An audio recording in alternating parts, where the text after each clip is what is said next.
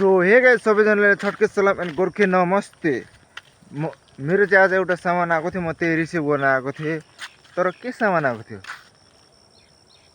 So finally एक हप्तापछि मेरो बोया MM1 को माइक आइसकेको छ। म पहिला घर पुग्छु अनि त्यसपछि अनबक्सिङ गर्छु। So let's go. So finally म चाहिँ घर पुगिसकेको छु। सामान यहाँ छ। अब यहाँ यो खोलेर हेर्नु मन छ।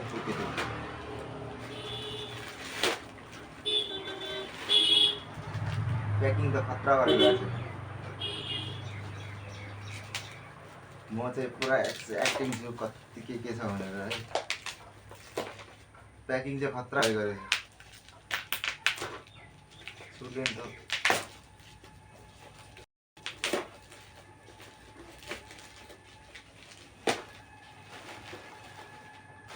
यो साइडमा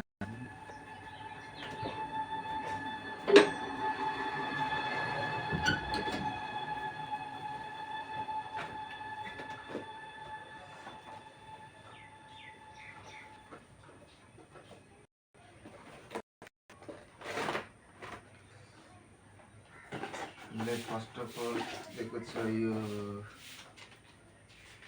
यसको काम छैन, बक्समा पनि छैन।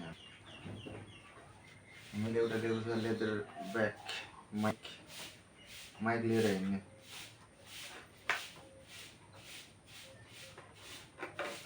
दुईटा जेक,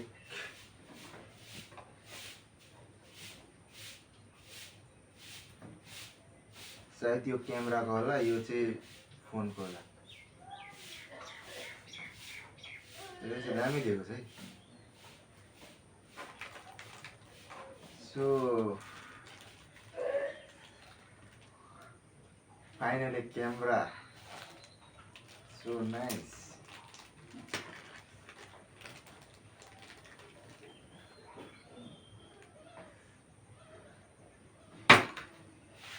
क्यामेरा चाहिँ बवालै छ, तर यसको साउन्ड क्वालिटी कस्तो छ हामी चेक गरेर भन्छौँ। यो चाहिँ मेरो अहिले माइकको क्यामेराबाट सुनिरहनु भएको छ। यो चाहिँ माइक अड्काउने।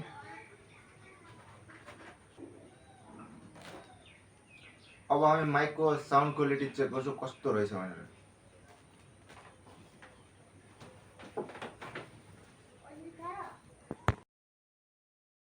मैले चाहिँ माइक सेट गरिसकेको छु। जुन तपाईँले अहिले सुनिरहनु भएको छ यो मेरो बोया MM1 को माइकबाट सुनिरहनु भएको छ। तर यो म अहिले कोठाभित्र गरिरहेको छु। म तपाईँहरूलाई बाहिर पनि भिडियो गरेर दिएको छु। यसको भोइस क्वालिटी कतिको आउँछ, योभन्दा बेटर अप्सन तपाईँहरूसँग हुनै सक्दैन। ब्लगिङको लागि बेस्ट माइक हो, 1300 देखि 1500 सम्मको। म चाहिँ बाहिर आइसकेको छु। तपाईँहरूलाई कोठामा र बाहिर कतिको डिफ्रेन्स आवाज सुनिरहनु भएको छ र तपाईँलाई यो माइकको भोइस क्वालिटी कस्तो लाग्यो? मलाई चाहिँ बेस्ट लाग्यो। यो ब्लगिङको लागि तपाईँहरूलाई बेस्ट माइक हुनेवाला छ। मलाई चाहिँ बेस्ट लाग्यो। तपाईँहरूलाई कस्तो लाग्यो कमेन्ट्समा भनिदिनुहोस् है त। आजको लागि यति नै, बाई बाई।